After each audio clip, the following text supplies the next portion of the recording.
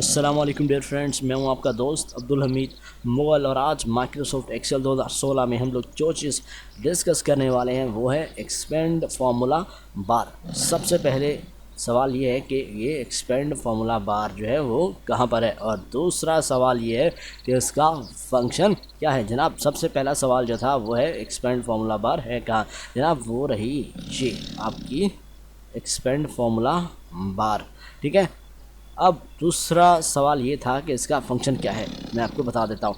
जनाब इसका फ़ंक्शन ये है कि अगर आप यहाँ इस सेल में बहुत ज़्यादा डाटा टाइप करते हैं, क्या अगर आप इस सेल में बहुत ज़्यादा डाटा टाइप करते हैं और वो आपको पूरा दिखाई नहीं दे रहा, तो हम लोग उस मकसद के लिए एक्सपेंड फार्मूला बार जो है वो इस्तेमाल करते हैं।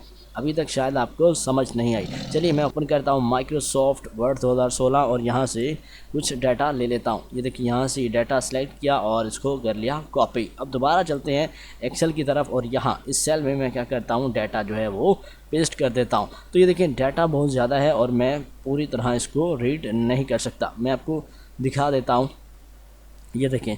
तो अब हमने क्या करना है, यहाँ पर इस पर क्लिक करेंगे जिसकी शॉर्टकट की आपके सामने दिखाई दे रही है, कंट्रोल शिफ्ट यू।